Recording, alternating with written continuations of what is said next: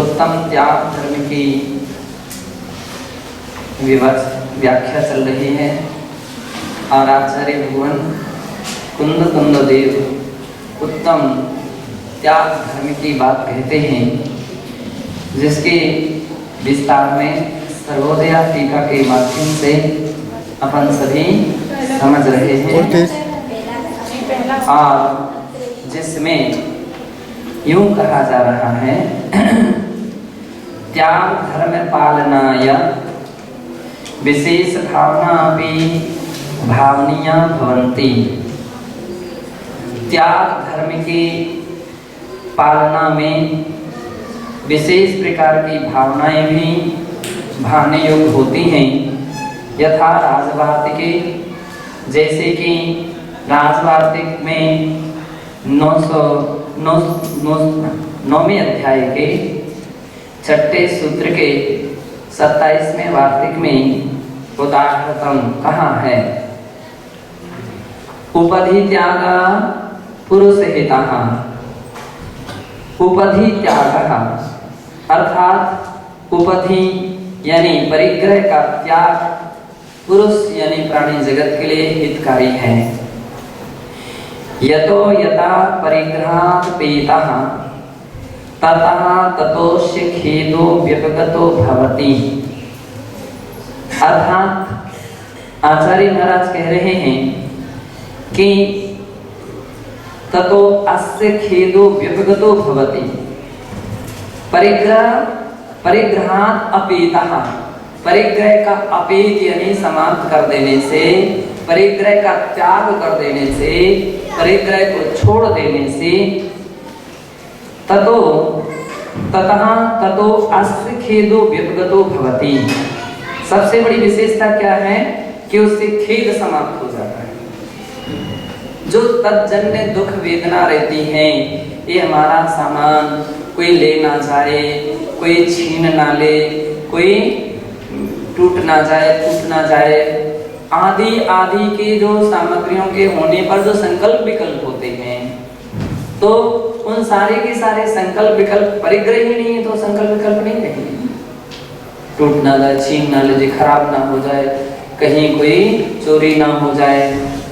तो इस प्रकार के जो संकल्प विकल्प आम तौर पर व्यक्ति के पास बने रहते हैं, थोड़ी सी भी सामग्री रहती है तो भी उसके विषय में संकल्प विकल्प रहते। जैन दर्शन तो इतनी ऊंची बात कहता है कि परमाणु प्रमाण भी परिग्रह का जो राग है व्यक्ति के लिए संसार से बांध करके रखना है।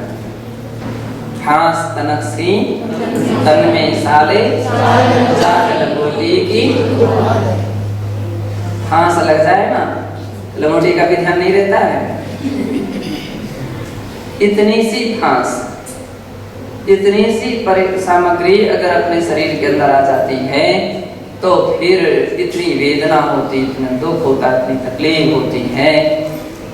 तो आचार्य महाराज कह रहे हैं कि देखो इतनी सी फांस, कांटा तो फिर भी बड़ा रहता है, फांस क्या रहती है उससे भी छोटी रहती है। बांस वगैरह के जो काम करने वाले होते हैं और इस प्रकार का कोई सामग्री रहती है, उसके माध्यम से फांस लग जाती हैं, बिल्कुल बारीक सी रहती, छोटी सी रहती है, लेकिन वो तकलीफ तो देती है, वेदना करने वाली होती है। तो आचार्य महाराज यहाँ कह रहे हैं तो फिर परिग्रह भी तो तकलीफ दे रहा है, तो कितनी बड़ी सामग्री है। जब इतनी छोटी सी सामग्री व्यक्ति के लिए पीड़ा कारक है तो बड़ी सामग्री भी पीड़ा कारक है। ये बात अलग है कि कोई व्यक्ति उसको समझ पाए या ना समझ पाए। आज का समय एक ऐसा है कि व्यक्ति के पास जितना परिग्रह होता है व्यक्ति उतना आनंदित होता है, जितना अधिक परिग्रह उतना आनंद अधिक। कौन सा आनंद आ रहा है? परिग्रहानंदी रौद्र ध्यान। कौन सा ध्यान? परिग्रहानंदी। परिग्रह एक 5 पापों में एक पाप है। लोग उसके लिए आज के समय में गिनती नहीं गिनते हैं। आज के समय में व्यक्ति ने उसको गिनना बंद कर दिया और भावना बनने लगी कि हमारे 1000 के 10,000 कैसे हों, 10,000 के लाख कैसे हों, लाख के 10 लाख कैसे हों। और इसमें प्रयत्नशील है, प्रयासशील है। और कितने सारे योगी साधु संत जन श्रवण उसकी विधि बतला रहे हैं, उसकी विधि भी बतला रहे हैं कि ऐसे ऐसा काम करो तो तुम्हारे पास खूब परिग्रह आएगा, खूब लक्ष्मी आएगी। किसकी विधि बतला रहे हो भाई?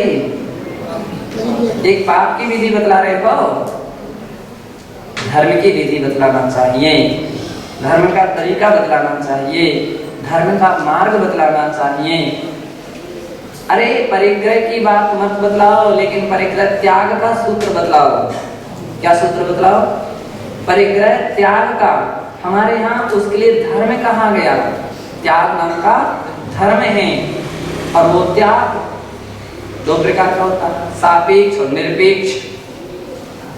सापेक्ष त्याग का नाम है दान और निरपेक्ष त्याग का नाम त्याग केवल है।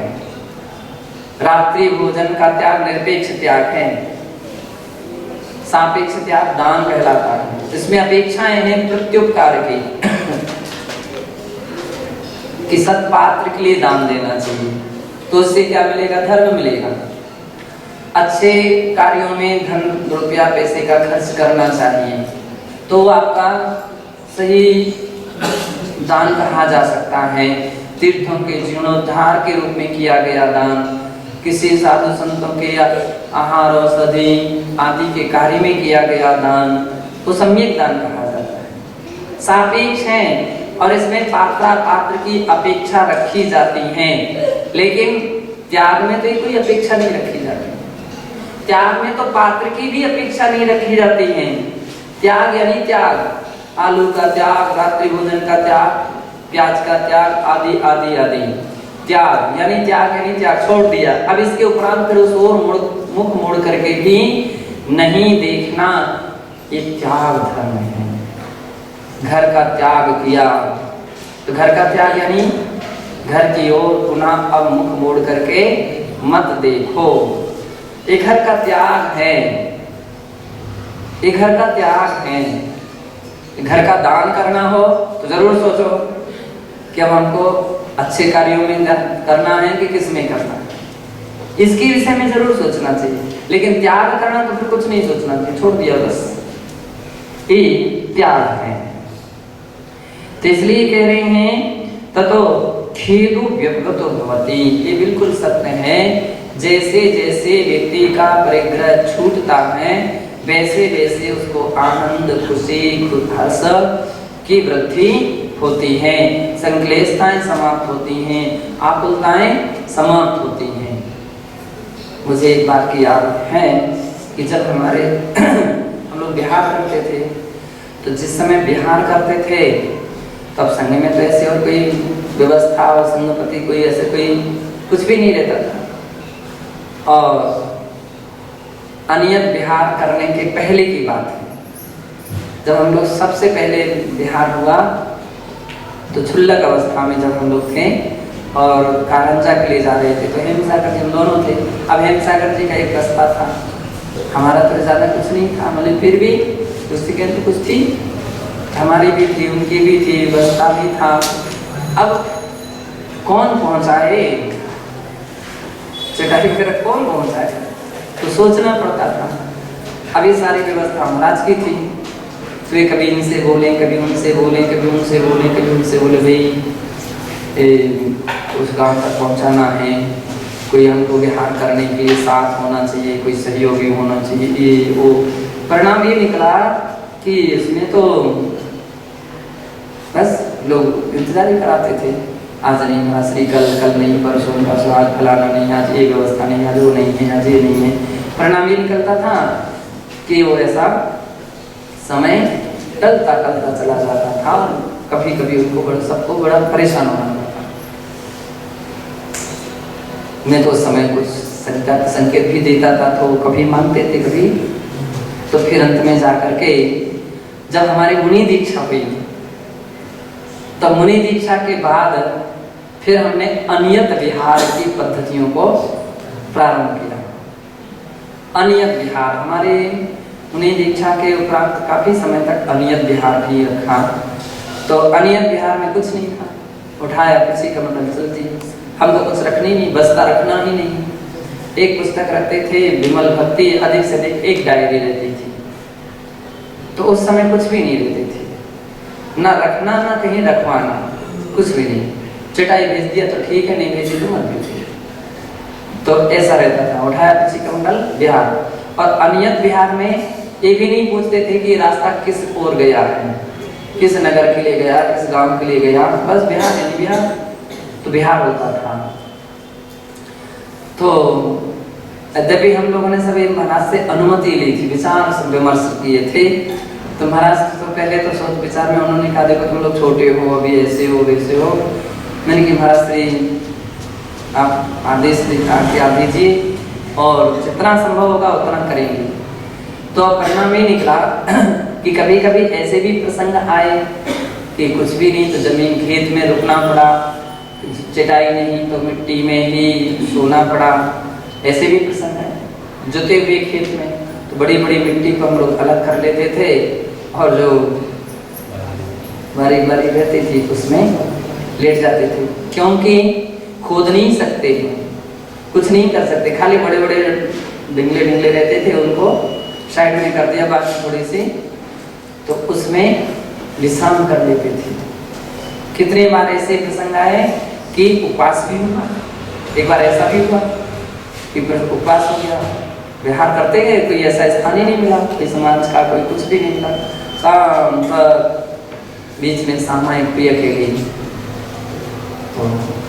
तो ऐसा अनियत, लेकिन एक बार अनियत विहार किया होगा, उसका आनंद जो रहा एक अलग ही आनंद रहा। और उसका परिणाम भी हम लोगों ने देखा कि निश्चित है जो लोग ये व्यवस्था बना दो, ये व्यवस्था बना दो, जो ज्यादा व्यवस्था के पीछे पड़ते हैं वे तो कभी कल्याण नहीं हो पाता, कभी आनंद खुशी कुछ नहीं हो, उसी में ध्यान चल जाता है।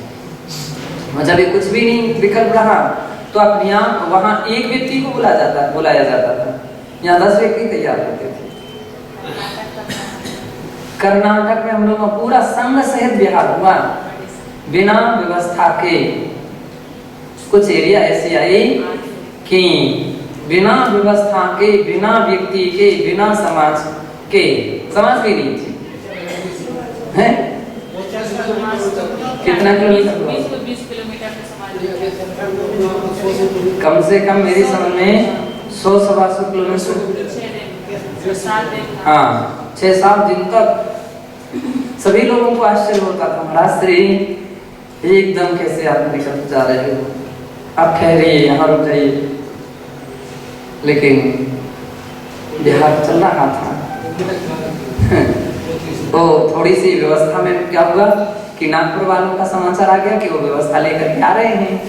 अब उनकी कोई समस्या बन गई कि जिस कारण से वो चेक में के पास वगैरह कुछ, एक महिला सबसे पहले दिन तो महिलाओं की बन गई कि किसी को प्रमुख थी और उनको आने का समय नहीं था, तो 2 दिन 3 दिन उसमें गए। और एक दिन पहले हमारे पास आ रहा था कि हम सुबह तक पहुंच जाएंगे, तो हम लोगों ने बिहार कर दिया। अब बिहार तो हो गया और बाद में फिर ऐसी स्थिति आई, फिर वो बीच में भी उनकी गाड़ी कहीं और चेक पोस्ट वगैरह के कारण से रुकी, लेकिन संग आराम से चलता गया। आज भी उन सब बातों को देख करके अपन बड़ा आनंद आता है कि अपन लोग कैसे आनंद से निकले। फिर हो सकता है कि हाँ परेशानी तकलीफ रही और उन सारी बातों को सामंजस्य भी बनाया गया, बहुत अच्छी तरह से सामंजस्य। 30 पिच्छियां है ना, और समाज के नाम पर कोई नहीं था, भैया बहने वगैरह रहते थे, आराम से चौका लगा लेते थे। वो जो माता जी लोग थी वो क्या था, वो विदिता से बहुत अच्छी मेहनत किया उसने। हाँ, कितनी बहनें थी? 16 दीदियां थी, 5 भैया थे। किस तरह से हाँ। तो कहने का तात्पर्य है कि जैसे जैसे व्यक्ति का परिग्रह छूटता है वैसे वैसे उसको आनंद बढ़ता है। परिग्रह है तो व्यक्ति कैसे छिपा छिपा करके रखता है, डिब्बी में डिब्बी, डिब्बी में डिब्बी, डिब्बी में डिब्बी, पोटली पर पोटली, पोटली पर, ऐसे बंद बंद करके रखते हैं। कोई देख ना ले, कोई देख ना ले, कोई कुछ बोल ना ले, कोई कहीं ऐसा ना। परिग्रह है ना, ते सारे संकल्प विकल्प हो रहे हैं। और जब व्यक्ति के पास परिग्रह नहीं रहता है, आराम से निश्चिंत है, कोई टेंशन नहीं, कोई विकल्प नहीं, कोई संकल्प विकल्प नहीं है। परिग्रह जो है वो ऐसा होता है। तो आचार्य महाराज कहते हैं खेदो व्यपगतो भवति, खेद नष्ट हो जाता है। निर्वर्ते मना प्रणिधानम पुण्य विधानम। और क्या बतला रहे हैं कि खेद रहित मन में उपयोग की एकाग्रता, और क्या हो रहा, मना प्रणिधानम, मन की एकाग्रता होती है, पुण्य विधानम, पुण्य का संग्रह होता है। अपरिग्रह में पुण्याश्रव है, परिग्रह में पुण्याश्रव नहीं, परिग्रह में तो पापाश्रव होता है। परिग्रह सा बलवती सर्वदोष प्रसव योनि। परिग्रह की आशा की जो बलवानता है, यानी परिग्रह की जो आशा तृष्णा की वृद्धि है, वह सर्व दोष प्रसव योनि, सभी दोषों को प्रसव करने वाली है, जन्म देने वाली स्थान है, ऐसी स्थिति है। परिग्रह के लिए ही व्यक्ति, आज अपन देखो सारे पाप जो होते हैं केवल किसके लिए, परिग्रह के लिए होते हैं। व्यक्ति हिंसा, झूठ, चोरी, कुशील, परिग्रह, सारे के सारे पाप एक परिग्रह के लिए किए जाते हैं, परिग्रह संचय के लिए किए जाते हैं। जो लोगों का निरंतर ऐसा कार्य चलता, देखो कभी उनको झूठ क्यों बोला भैया महाराज, झूठ नहीं बोलेंगे तो हमारा बिजनेस नहीं चलेगा। चोरी, टैक्स आदि की ऐसा नहीं करेंगे तो फिर क्या बचेगा, टैक्स, चोरी चल रही, हिंसा भी चल रही, झूठ भी बोला जा रहा है, चोरी भी की जा रही है। तो इस प्रकार के कुशील, कुशील यानी कुत्सित वृत्ति भी ऐसा अर्थ में ले सकते हैं। गलत संस्कार, ये भी जड़ पड़ रहे हैं। तो पांचों के पांचों पाप जो हैं केवल परिग्रह के संग्रह में व्यक्ति के अंदर में हुआ करते हैं। और जो परिग्रह का त्याग कर देता उसको आनंद होता।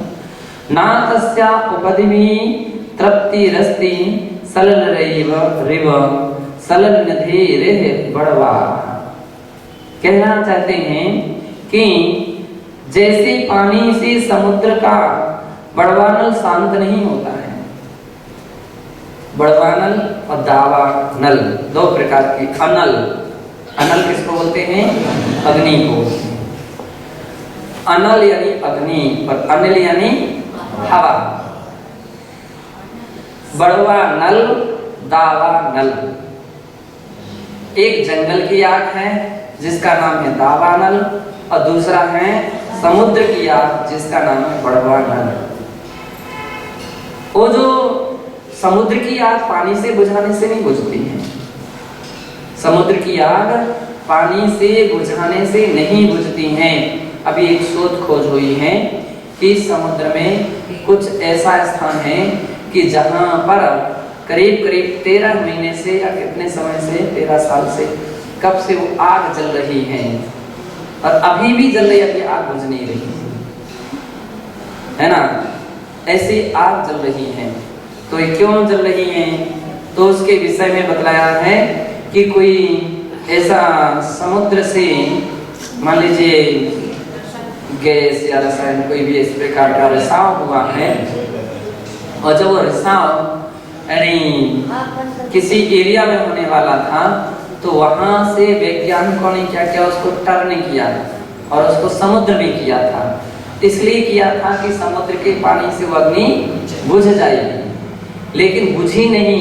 वो समुद्र में उसको टर्न किया तो भी समुद्र में अनवरत अभी तक भी जल रही है। वो पानी से बुझाने के उपरांत भी अपने कितना पानी बरसता है, समुद्र में तो कितनी कितनी लहरें भी आती हैं, सब कुछ आता है, लेकिन फिर भी जल रही है, तो शांत नहीं होती है। वैसे ही क्या मतलब है, कि सलिल निधि बड़वाहा अपिचे कहाँ पूर्यते दुख परमासागरतम, है ना, वह उससे भी कभी शांत नहीं होती। यानी जिन वस्तुओं की आपके लिए अभिलाषा होती है वो सामग्री प्राप्त हो जाने पर भी अभिलाषा समाप्त नहीं होती है। तथा दूसरी बात यहाँ कर पीछे कहा पूर्यति दुख परामासागरतम, आसागरतम आशा का गड्ढा कितनी भी कठिनाइयों से भरने का प्रयत्न किया जाए तो भी भर सकते नहीं है। अभी अपन कुछ दिन पहले अभी अपना चल रहा है आत्मानुशासन में, यही गाथा चल रही है, आशा गर्ता प्रति प्राणी यस्मिन् विश्व मनोगमम कस्य किम कीयतायाति वृथैवो प्रजीवनम।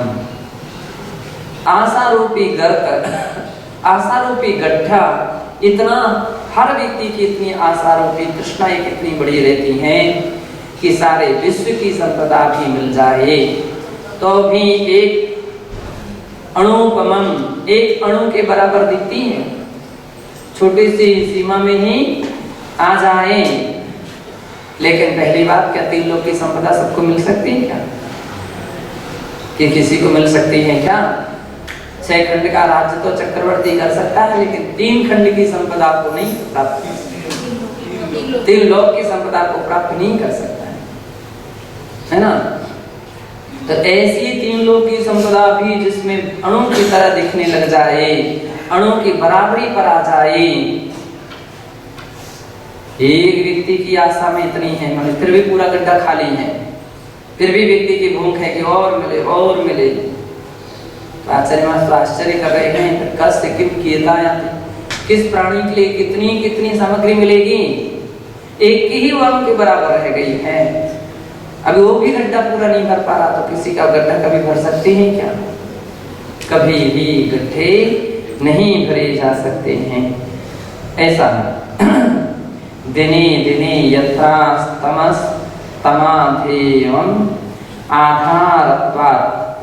आधारत्वाय कल्पिते, केवल प्रतिदिन जो उसमें डाला जाता है उसी में समाकर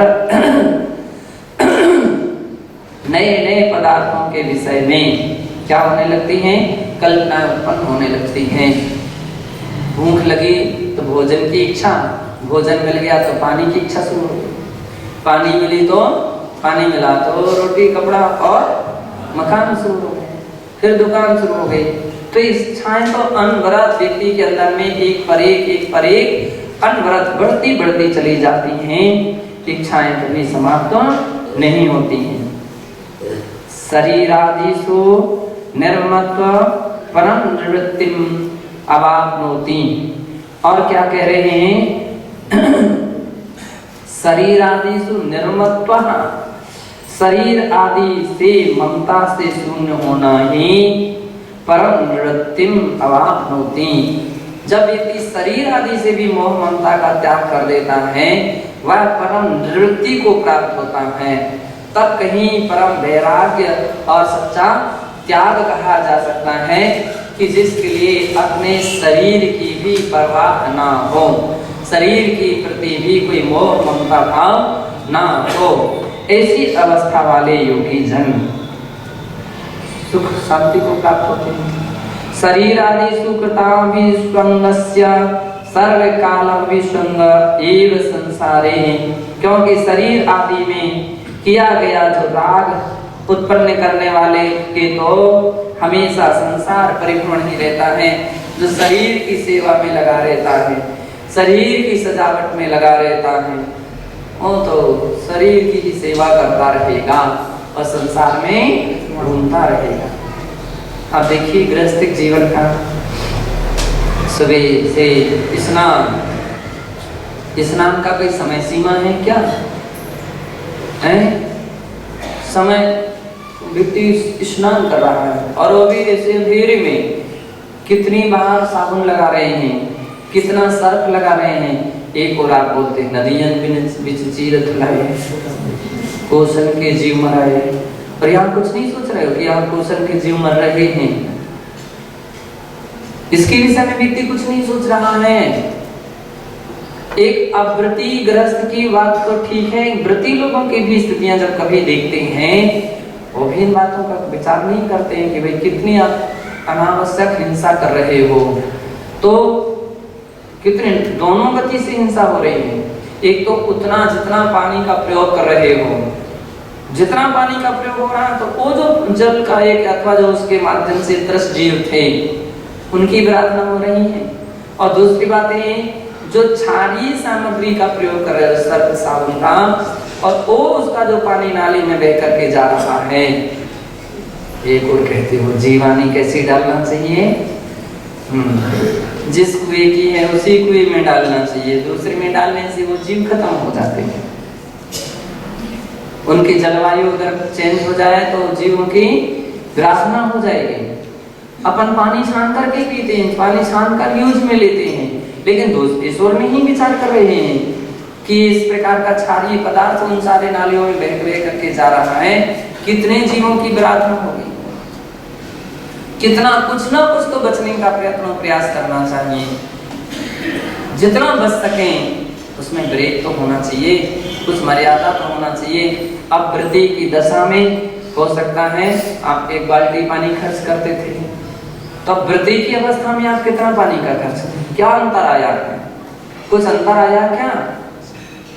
कि आपका ऐसा कुछ प्रयास हुआ हो कि हमारा एक मान लीजिए जग से काम चल जाए, 1 लीटर से काम चल जाए? इस विषय में कभी विचार ही नहीं बन पाते हैं। सामयिक रोज करते, स्वाध्याय भी करते, प्रतिक्रमण भी करते हैं, प्रवचन भी सुनते हैं, लेकिन फिर भी ऐसे कभी विचार उत्पन्न नहीं हो पाते हैं। तो खाली व्रत कहने से व्रती तो नहीं कहा जाए। मतलब केवल कहने मात्र से तो व्रती नहीं कहा जाएगा। व्रती तो व्यक्ति की आत्मा से संबंध रखने वाली एक अवस्था है। व्रत तो आत्मा से संबंध रखने वाली आपकी कितनी विरक्ति भाव उत्पन्न हुई, वो व्रत है, केवल कहने का नाम व्रत नहीं है। तो यहाँ पर आचार्य करें जिसका शरीर आदि में, आप देखिए ऐसा हो, फिर शरीर में क्या तेल आदि का उपयोग करते हैं। तेल में भी अधिकांश व्यक्ति और तो क्या साधु वर्ग भी वन फूल और हिम हिम गंगे और कौन सा हिमराज आदि आदि नवरत्न। कभी सोचा, कभी विचार किया कि कैसे तैयार होते हैं, कैसे बनते हैं? ये बहुत अच्छी सेंट आती, बहुत अच्छी सुगंधी आती है, सुगंधी आती है।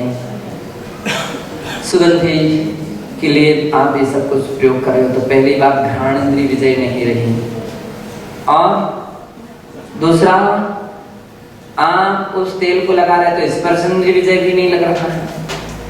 तीसरा जो उसका सेंट तैयार होता है, इत्र तैयार होता है, आप कभी विचार कीजिए कि वो कैसे 1 टन फूलों से कितना सेंट तैयार होता है? केवल 10 ग्राम, 1 क्विंटल, हाँ 1 क्विंटल फूलों से 10 ग्राम सेंट इत्यादि तो तैयार होता है। 1 क्विंटल। और आप तो एक फूल की महिमा गाते हो तो इतनी बतलाते हो कि एक फूल चढ़ाने में कितना पाप लगता है, और यहाँ 1 क्विंटल की बात की जा रही है। व्यक्ति खाली लकीरों को पकड़े बैठे हैं, केवल लकीरों को, है ना, लेकिन उसके विषय में चिंतन और विचार कुछ नहीं उत्पन्न हो रहा है कि हम इसमें हिंसा मान रहे तो इसमें भी तो हिंसा हो रही है, इससे भी तो हमको बचना चाहिए। सुगंधित तेलों का उपयोग नहीं होना चाहिए, और वो भी समय सीमा में तरीके होना चाहिए। अपने हाथ से तो न लगाएं कम से कम। इतना व्रत तो व्यक्ति के अंदर में होना चाहिए कि कभी भी अपने हाथ से तेल आदि का प्रयोग नहीं करेंगे। अधिक से अधिक छूट रख लो कि बहुत इमरजेंसी कोई कभी कदाचित परिस्थिति आ जाए वो बात एक अलग है।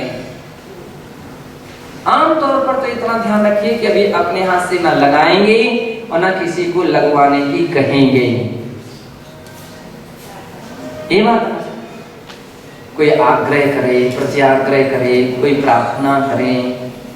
अब अपने यहाँ वैसे बहुत अच्छे बहुत कुछ महाराज लोग हैं कि जिनके उदाहरण हैं कि काफी कुछ महाराज लोगों तेल नहीं लगवाते, मतलब, और फिर भी उनका शरीर ऐसा नहीं लगता है कि जैसे तेल नहीं लगाते। समझते हैं? तेल नहीं लगाते। एक कल परसों तो मुझको भी श्रावण भी बोल रहा था कि वो जो बबलू आए थे दीक्षा देवलक्ष, बोल रहा था कि हमने कितने साल से तेल नहीं लगाया। तो मैंने कहा कि सिर पर तो लगाते, बोले सिर्फ कहीं नहीं लगाते, है ना। हाँ, माताजियों में भी ऐसी माताजी लोग हैं जो नहीं लगवाती हैं या नहीं लगाती हैं, तो बहुत अच्छी बात है। लेकिन उनके लिए हम बात करना चाहते हैं कि जो शीशियां रख करके दिन में 2-2, 3-3 बार रात्रि में और समय में, भैया वृत्ति के समय में भी व्यक्ति लगा दो, फिर भी वो अपनी तरफ से लगाते हैं। कुछ तो वैराग्य दिखाओ, कुछ तो वृत्ति अपन को दिखना चाहिए कि हाँ, इस शरीर से वृत्ति भाव इतने हैं, इतने हमारे शरीर से आसक्ति भाव छूटे हुए हैं, इतना तो रखो। कम से कम एक सीमा गृहस्थ अवस्था में भी व्यक्ति प्रायः करके 1 बार 2 बार लगाते हैं बस। आमतौर पर 1 बार या 2 बार, आमतौर पर तो 1 ही बार लगाते हैं, नहा करके अपना फुर्सत दूसरे दिन के। और जब हम किसी त्यागी वृत्ति की बात देखते हैं तो कैसे होते हैं?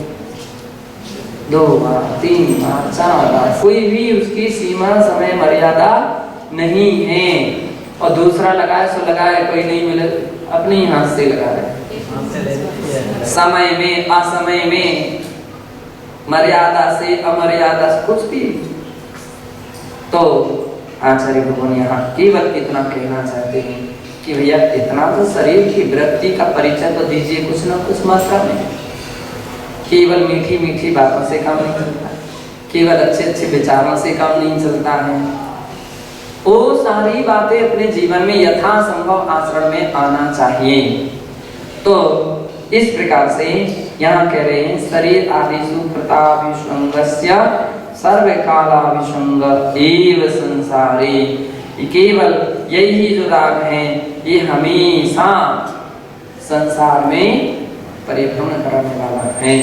यही संसार दुख का मुख्य कारण है।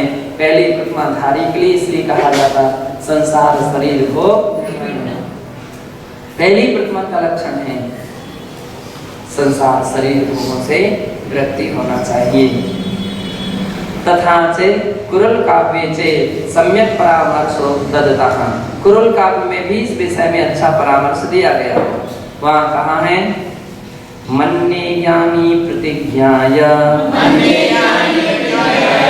यत्किंचित् परिमुञ्चति तदुत्पन्न महादुःखात् निजात्मा तेन रक्षितः।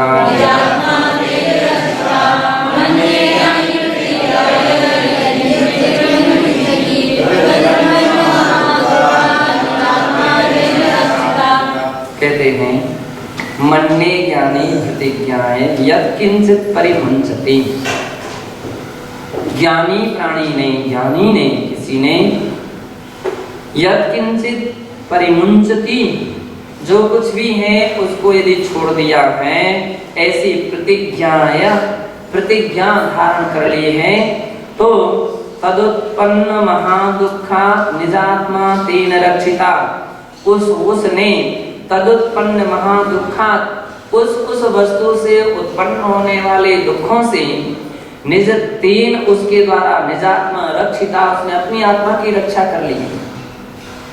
परिग्रह त्याग की अर्थ क्या है कि जिस वस्तु को छोड़ा है सत्य है, छोड़ा क्या है, अपने दुखों को छोड़ा है, तज्जन्य संकल्प विकल्पों को छोड़ा है, आकुलता व्याकुलता को छोड़ा है, तो अपने जितनी आकुलता छूटी है उतना उसका सुख बढ़ा हुआ है।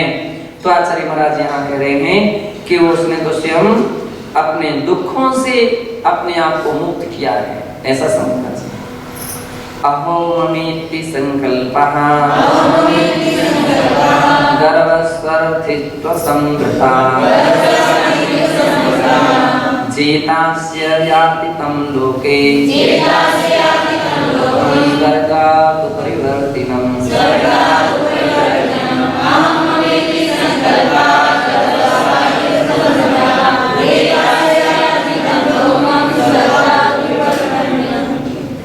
अहम ममेति संकल्पः। अहम और मम एक केवल संकल्प है। यद्यपि आचार्य भगवान कुंद देव ने समय सार में दूसरी बात की, उन्होंने अहमेदम इति संकल्पः ममेदम इति विकल्पः। जैसे ना आचार्य महाराज ने वहां पर इस टीका में खुलासा किया कि अहमेदम है ना, ममेदम में जो दो भाव हैं संसार में व्यक्ति को परिपूर्ण करने वाले हैं। अहमेदम मैं ज्ञानी हूँ, मैं त्यागी हूँ, मैं तपस्वी हूँ, है ना, इत्यादि प्रकार के जो व्यक्ति के अंदर में अहम भाव होते हैं, अहंकार भाव है, संकल्प है। क्या हो तुम? कुछ तो नहीं, क्या सोच रहे हो? मैं बकरी करे, गला कटाया जाए, तुही मैं ना करे, बैठी गुजर खाए। मैं क्या मैं लग रही हूँ। मैं पर पदार्थों के संबंध में तुम अपने आप को मैं हूँ, ऐसी धारणा ही तुम्हारी सबसे गलत धारणा है।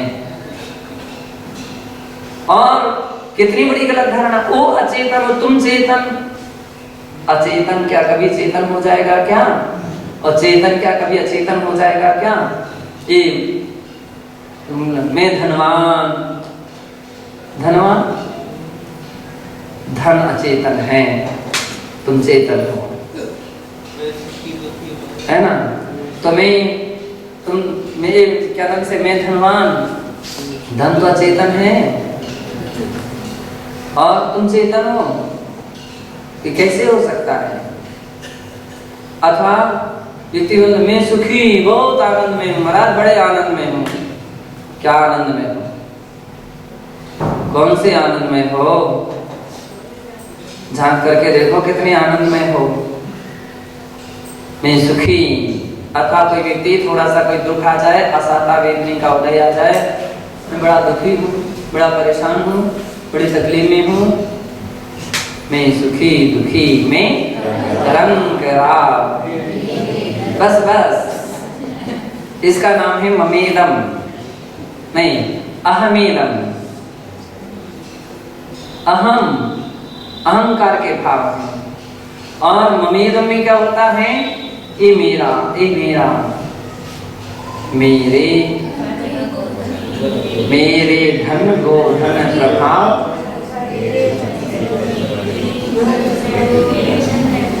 तो ये मेरा धन, ये मेरा घर, ये मेरा मकान, ये मेरा परिवार, ये मेरे कुटुंब, ये मेरा राज्य, ये मेरा साम्राज्य, मेरा मेरा, ये मेरा, ये मेरा। कौन तुम्हारा? मेरे पिता, मेरी बहन, मेरे भैया, मेरे बेटे, तुम्हारे। तत्व ज्ञान यही तुमने अभी तक पाया है, यही तक सीखा है। रोज रोज स्वाध्याय में, रोज रोज प्रवचन में, रोज रोज की सामायिक प्रतिक्रमण, यही सीखा। इतने दिन में भी तुम्हारे अंदर का मेरा और तेरा भाव समाप्त नहीं हुआ। क्या सीखा? काला अक्षर, यही सीखा। रात भर पीसा, पारे में उठाया, परीक्षा में मिला तो क्या मिला? 0। कौन तुम्हारे? किसको तुम अपना अपना कह रहे हो? किसको कह रहे हो? हमारे बेटे, हमारे बेटे, हमारे परिवार, हमारे फलाने, कौन है? मतलब कोई तो नहीं है तुम्हारा, केवल तुम एक भ्रम में पड़े हुए हो, अज्ञानता के भाव में पड़े हुए हो कि मेरा मेरा मेरा। विशांत श्री माता जी ने बात उदाहरण में आ जाती है। अंत में केवल इतना ही उन्होंने कहा था, दर्शनार्थी आए हैं। कौन आए हैं? दर्शनार्थी। कुटुंब नहीं आया, परिवार नहीं आया, यात्री आए हैं, यात्री आए हैं। मतलब कौन से शास्त्र उन्होंने पढ़ लिए थे कि इतना उनको ज्ञान हो गया, लेकिन अनुभव ज्ञान पुस्तकीय ज्ञान से बड़ा ज्ञान माना जाता। अनुभव ज्ञान पुस्तकीय ज्ञान से भी बड़ा माना जाता। पुस्तक में अपन पढ़ने पलटाते जाए, गाथा पर गाथा, गाथा पर गाथा और सब कुछ, फिर भी बेटा और बेटियां दिखते रहे, फिर भी सब कुछ दिखता रहे। क्या क्या समझा आपने, क्या पढ़ा? कुछ तो कुछ बदलाव आना चाहिए, कुछ ना कुछ बदलाव परिवर्तन आना चाहिए। तो कहने का तात्पर्य आचार्य महाराज यहाँ पर कह रहे हैं कि जो ममेदम की भावना, ये मेरा ये मेरा ये मेरा, ये विकल्प, ये क्या चीज है? विकल्प है। संकल्प और विकल्प दो ही तो दुखों के कारण। सारे दुखों की जड़ क्या है? दो ही, संकल्प और विकल्प। अहम ममेति संकल्पा गर्व गर्वस्था गर्व स्वार्थित्व संभृतः जेता यस्य यापितम लोकम सर्गाद उपरिवर्तिमम्।